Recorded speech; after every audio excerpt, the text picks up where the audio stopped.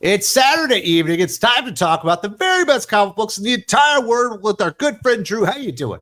I'm doing fantastic, Wes. It's a beautiful, hot day here in Indiana, so let's talk about these hot books of the week. Before we get there, we do need to talk about the hotness that is Transformers. We knew at 24, Daniel Warren Johnson was going to be stepping away. Jorge Corona and he have been doing a fantastic job for well over a year at this point. And this is the best case scenario possible. I didn't think there could actually be an upgrade from Daniel Warren Johnson and Jorge Corona in the future Transformers. We're getting Robert Kirkman and Dan Mora, which I think is actually one of the few upgrades that you could have done. This is an announcement we've been waiting for and cautiously optimistic waiting for. But because, Wes, we've seen follow-up creative teams on series that come in after a strong team and just fall flat in their faces. I mean, I was honestly expecting to hear an announcement for like Alex Cotter, Megan Fitzmartin, or Cena Grace and Riley Rossmo to be the next team. But thank God Skybound and Image had the mental fortitude, money trucks, and balls to bring in the big guns. I mean, and word around the campfire is that DC is pissed right now because Skybound took Dan Mora and David Finch. Yes, that David Finch from them. But hey, sucks to suck, and we are the winners in this scenario. I love it. 100%. The fans are the big winners in this, and Dan Mora normally can do 2 ongoings at a time, so hopefully he'll be able to still do one of his books at DC, but I prefer him to be on Transformers anyway, to be completely honest. I think it's a better book than the stuff that he's been doing at DC as of late, but I think people are probably sleeping on Robert Kirkman, not really realizing that this is, if not the best creator of his generation, one of the 2 or 3 best creators of his generation. People talk about Scott Snyder. Scott Snyder has never achieved as a comic book writer what Robert Kirkman has. Robert Kirkman has had an ongoing hit, 200 issues. He has that kind of longevity and that kind of storytelling power to where he can do something for the long haul. And I wished it could happen, but I never actually believed Kirkman would come back to do Transformers. Yeah, it's been an interesting 24 hours since this announcement. I've seen and read a lot of shade thrown toward Robert Kirkman and Dan Mora. And look, we got to be honest here. Dan Mora is the new Neil Adams. When I say that, I mean doing interior pages for multiple books on top of doing covers for multiple books. Neil Adams was one of the last few artists I knew that had that workload and was keeping his work at a high standard and high quality, which is incredibly rare. And I guarantee you, Dan will be the biggest star on the planet after issue 25. I guarantee it. His Optimus is the best Optimus has ever looked since the original animated film. And Kirkman, come on now. His name is synonymous with success in comics. Walking Dead, Invincible, Marvel Zombies. Enough said. This team is a powerhouse. Now let's talk about some of these amazing comic books. And we actually had the best Marvel week of the year this far. But we will start out with the indies because we normally do. Hyde Street #7, Jeff Johns writing, Ivan Reis on art. I love the confrontation that happens between Pranky and the matinee monster, and he goes out there and he borrows a little trinket for Professor X-Ray, who absolutely despises Pranky, but him basically tying this dude up and having him scream for help, knowing it will draw in the matinee monster so we can catch him with an enormous bear trap, I thought was hilarious. There's even a little bit of heart in this comic book, but Ivan Reis really ends up stealing the show, in my opinion. Wes, I feel comfortable in saying, to me, this is the second best illustrated comic this week. I think we may agree on a Marvel book later on the show that it's probably the best, but this is the second best. Ivan Reis and Danny Mickey on the art, hell and yes, take my money any day, every day. This issue was so much fun.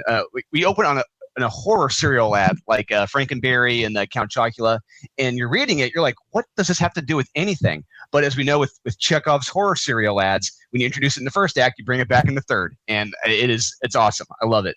I love the sequences with the little pissant Pranky and that massive rifle when he fires it. It's straight out of the Tex Avery Looney Tunes cartoons. I love what they're setting up here, and I'm anxious for the next issue. I think that at this point right now, Hyde Street has become my favorite series at Ghost Machine. Geiger is a close second. Strong recommend for Hyde Street. Definitely loving Hyde Street. I'm still very excited for Rook Exodus to come back, but it's been a very long time. It might actually have gone on hiatus for like a year before it does come back, unfortunately. But yes. Ghost Machine is still killing it across the board. Also going to recommend Huck, Big Bad World #2, Mark Miller writing, Raphael Albuquerque on art. We get this introduction. There's this guy. He's got some pretty heinous powers. He's using it basically to be a hitman for the mob. Pretty crazy stuff going beyond that, but Huck ends up tracking him down. And I love the minute that Huck realizes what this guy is about to do. He just tackles him. Goldberg spears him out of a window of a building. No concern for himself. And then the reveal of why this guy is doing what he was doing. But I thought this was a really great issue. Yeah, this was a really good issue. It didn't have the emotional punch the first issue did, because that punched hard in that first issue emotionally, but it was still damn good. The action sequences in this were absolutely gorgeous. So Huck, like you said, is on the hunt for a superpowered murderer who commits a murder that's straight out of the original Wanted movie with James McAvoy. I read that. I'm like, wait a minute, why does this look so familiar on the train? Oh, that's right. But will Huck survive the confrontation? Will there be any answers or questions as to where their powers came from? You got to read to find out. Yeah, this issue has one hell of a cliffhanger. It's like, wait, what? I loved it. Mark Miller, Raphael Albuquerque, they're telling a fun, mysterious, and action-packed story here. Yeah, strong recommend for Huck, Big Bad World. Definitely looking forward to making to that original Huck series in our Miller World Comics Guild reviews. Having so much fun with that stuff. Also going to recommend TMNT Saturday Morning Adventures number 26, Eric Burnham writing, Dan Schoening on art. And this is really the introduction, I think the first time I've ever seen him, at least, Tokar and Razor from the TMNT second movie when everybody was disappointed that it wasn't Rocksteady and Bebop. Well, they fit right in the cartoon universe. We got the White Lotus returning and a fantastic fight with Splinter. You do not see him fighting all that often in the cartoon or in this comic book. So I thought this thing ended up being pretty action-packed and a lot of fun with some really good laughs. Yes, fun is the key word in this book. And I will continue, like you, Wes, I'll continue to champion this as the quintessential all-ages book others should look to. If you have a son or a daughter, when you're introducing them to comics, this is a strong starting off point. They're fun, they're safe, and tonally, along with the art, it's just like the original animated series. And Eric Burnham, how he was able to take those two characters from that second film and weave them into more or less the animated series in comic book form, he does it masterfully here. It's so much fun. And we see Splinter kicking butt. I mean, we don't really see that often, if ever. And I loved it. Totally went along with it. And the cliffhanger here, I'm totally excited for the next issue. Can't wait. Yeah, I'm going to keep recommending this TMNT Saturday Morning Adventures. It is a lot of fun. Definitely a good time to be a TMNT fan. Also going to recommend Feral number 14, Tony Fleek's writing, Trish Forrester on art. We've got the cats and their zombie rabies outbreak continuing to go on. I believe they're in a department store. Maybe it's a pet store at this point. I know you're really loving the series. Yeah, I'm really loving the series, as well as our friend Josh McDonald. And I love this issue. So, yeah, like I said, our cats have successfully made it to the pet store, like a Petco, if you will. But then they come across cats who live there and have never left. So, like, if you go to any pet store, there are animals, there are dogs and cats there, you can buy. So these are those cats that have just never left. And they're a little off. Their personalities are off. But we soon see that there's a hierarchy here. Everyone has jobs, and there's firmly set rules that one or two of our cats may not be fans of. But we eventually see the big cat literally and physically in charge, and it's a rough visual. We also see that there may be something going on with the food here as well, because they have dry and wet food, but there's something off with it. And we got some romance as well. And I got to say, this series has everything. Tony and Trish are telling a great horror story here, which has me coming back each and every issue to see our cats. And my favorite, Lucky, see if they're going to make it out alive. Strongest recommends, and I hope everyone gives this a shot, even other cat haters like me. I utterly despise cats, but I love the cats here. Definitely another strong week for the indie comic book scene. They've been carrying the industry for a couple of years now. But shockingly, we've got just as many Marvel recommendations as indie recommendations this week. This is the best Marvel week of 2025 thus far. Not a question about it. Going to start off with Fantastic Four 33, Ryan North writing, Corey Smith on art. Haven't really enjoyed any of the tie-ins to One World Under Doom, but this is a real winner to me. It felt like really classic Fantastic Four storytelling.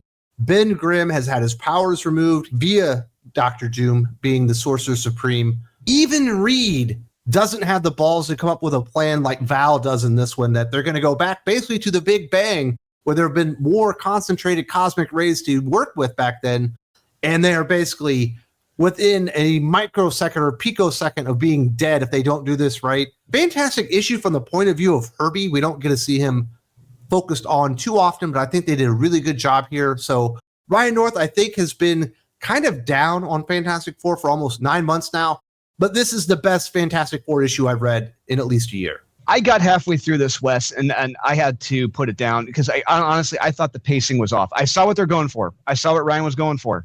And I had to take several breaks. It took me a long time to finish this book, but I saw what he was trying to get to, but I felt like it could have been executed better. But maybe hopefully the next issue will be better. But the art is really solid in this issue. I love the art. But I will say, if you're a creator like me and you notice things like pacing, it can really damper your experience. And I really hope he fixes his pacing issue with the next issues. But other than that, I saw what he's trying to go for. So yeah, check it out. Definitely felt like a classic Fantastic Four story, doing some pretty crazy stuff, more adventuring than what they've been kind of bogged down in as of late. Also going to recommend Predator vs. Spider-Man #3, Ben Percy writing, Marcelo Ferreira on art. Not the most complex story in the history of the world. There's a rogue Predator that apparently has been disavowed by the Predator community, and they've sent some operatives to Earth to go and get him. Apparently he's gone insane. He's skinning people. He's skinning tigers. He's killing children. And we get to see a group of Predators basically zip line down onto a building like they were in the fucking Army Rangers or something. It was absolutely badass.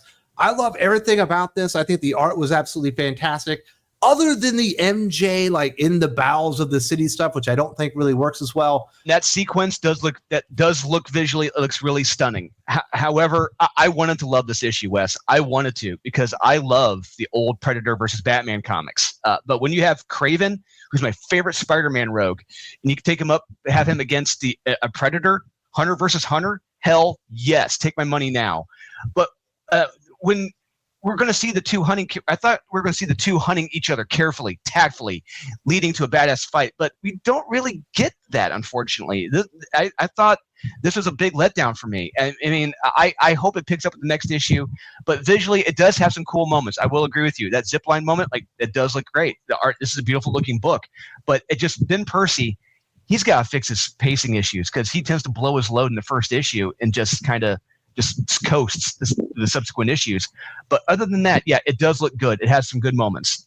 So yeah, I would recommend, check it out and see what you guys think. Definitely would have cut out the MJ stuff, and I would have added more Kraven stuff. Absolutely. Yes. But a fun issue nonetheless. Also going to recommend Spider-Man and Wolverine #2, Mark Guggenheim writing, Carrie Andrews on art. Not the world's biggest fan of Mark Guggenheim. I think he's very middle of the road when it comes to stories. But this thing is a pretty balls-out, action-packed issue, basically being carried by Carrie Andrews. Spider-Man, Wolverine, they found a list of all the spies in the Marvel Comics universe and their real identities. And within there's a video of the last days of Peter Parker's parents. What he sees sets him on a collision course with Wolverine on an airplane. And Carrie Andrews' art is absolutely spectacular. The amount of violence going on between Spider-Man, because he always is holding back. He's not holding back on this issue. When you see what he does to Wolverine's jaw at one point, it's absolutely amazing stuff. Once again, not the deepest story in the history of the world, but as a visual phenomenon, this is an amazing issue. 110% correct, Wes. This was my pick of the week. You want to talk about an artist who gives it his all and puts it all on the page? It's Carrie Andrews. This art is iconic. What he's doing here is what kids like us when we were growing up would look to and be inspired by. It's big, it's bold, it's bombastic. It's what the big two comics publishers should be doing. This is straight up balls to the wall violent fight between Spider-Man and Wolverine. Enough said. And the cliffhanger here, holy crap. I can't wait for the next issue. I know Carrie Andrews' art isn't loved by everyone, but this is inspirational and bold. And I believe if kids see this, they will want to be an artist and fall in love with comics. I haven't seen Spider-Man this awesome since Todd on Spider-Man over 35 years ago. This is the strongest it recommends. Carrie Andrews, he has cemented himself as one of the iconic Spider-Man artists. It's definitely the closest that you're going to get to Todd McFarlane on Spider-Man in modern times, was Carrie Andrews, and it just looks phenomenal. Final Marvel recommendation, and my personal pick of the week, Ultimate Spider-Man 18, Jonathan Hickman writing, Marco Cicchetto on art. we finally get some Spider-Man in the comic book. It's not a ton, but it was enough. Marco Cicchetto illustrating Spider-Man just looks amazing. That splash page was absolutely breathtaking. Maybe not quite as crazy as what Carey was doing, but just as good when it comes to artistic credibility and really being able to put it on the page. We've got Spider-Man and Green Goblin getting back together. We've got the Council of Mysterios talking about the return of the Maker and setting up some big things. And Spider-Man finally ready to confront the Kingpin, saying, you know what? I don't have time to wait. Let's go kick some ass while we're waiting for these guys to arrive as they start taking care of some villains in the city. There should have been multiple pages like this in every single issue thus far. It's a travesty that Marco Cicchetto has barely gotten to illustrate Spider-Man at all. But this is absolutely great. Best issue of Ultimate Spider-Man in a long time. Yeah, honestly, yeah, because there's been 18 issues. This is 16 of them I probably could barely recommend. 2 of them I could. This is one of them. Honestly, we have felt like Jeff Goldblum in Jurassic Park in that scene where he's like, now you're going to have Spider-Man in your Spider-Man comic, right? And that's what we've been like this whole time. And finally, yeah, we do get to see him here, do some swinging and some action. There was a hilarious moment in this. I texted it to Aaron, Max, Josh, and I. And it was the scene where Gwen's with the Council of Mysterios, and she says, all we do is talk. It's like, yeah, no shit, Sherlock. That's all everyone has done in this damn series for 16 of the 18 issues. But thankfully, we fixed that, latter half of this book. And the cliffhanger, what we're set up with in the next issue, I hope we get follow through with this. I hope Jonathan Hickman does follow up on it, because it is a big, massive cliffhanger, and I hope it's just not Jonah and Ben going to get Chinese food and having a sauna. But this is a recommend. This is a steer in the right direction for Ultimate Spider-Man. Definitely enjoyed that one. It was a great Spider-Man week, at least for me. I enjoyed the Wolverine, I enjoyed the Predator, and I certainly enjoyed Ultimate Spider-Man. So congratulations, Marvel. You haven't had many weeks like this for a long time, but best week of the year. And I will say this, the Thing from Tony Fleeks almost made it as well. Final recommendation from DC Comics, Green Lantern 24, Jeremy Adams writing, Zermanico on art. There's 2 stories. There's Hal Jordan, Carol Ferris, and then there is a Connor Kent, Kyle Rayner, White Lantern Odyssey story going on with Silver Beetle. Shockingly, I would rather have seen the Kyle Rayner, Connor Kent story, because I thought it was far more interesting as far as what they were doing. Jeremy Adams is very good at balancing the line between goofy storytelling and being serious. I think he delved too far into goofy with the Hal Jordan, Carol Ferris story for my taste. So it was probably the weakest issue of Green Lantern that he's written thus far. But it is Jeremy Adams on Green Lantern. There's some interesting stuff going on, and they are certainly building up an enormous story, and they have been for quite some time. Yeah, I can't wait to see what's going to be culminating with. And I do agree with you here. This is not the best issue. It's a good issue. It's not a great issue, but yeah, like the stuff with Carol and Hal with the prison. Honestly, I thought the twist was going to be that it was Psycho Pirate, that he was manipulating these prisoners, but no, it turns out it's an alien that affects with happiness and love, and then he and Carol have a thing, blah, blah, blah. It's like, okay, that's cutesy wootsy, but like you said, the best part of this is with Kyle, the Silver Scarab, and when they discover the power source, and we get the Manhunter. It's like, yes, a Manhunter fight. And because it's great Zermanico action sequences with that. And at the end of this, I was scratching my head because I didn't know who this character was. I never watched the Green Lantern animated series, but if you have, then you know who this character is. They're now introduced in the DC comic book universe. So it's a fun, well-illustrated, action-packed read. It's not the best issue. It's still a solid recommend. I believe that character actually appeared in DC Comics in 2011 one time. Oh, so this would be the second appearance of that character. So don't be putting all your spec value on that one if you're one of those types of people, because the character has already been seen. It's just been, I think, 14 years at this point. If you like this, but you need more, I have got what you are looking for. It's called the Hot or Not Podcast. It's on the Doc is Right tier, all on Think Critical Patreon. Jim from Weird Science DC and myself get together. We talk about all the best comic books from DC, Marvel, and Indie every single week. It runs about 2.5 hours. We cover everything great, bad, everything in between. And you also get the Doc Unfiltered, as well as the Q&A with Doc every week, as well as all the other stuff in the Patreon. Hope to see you there very soon. There's a link in the video description button right here.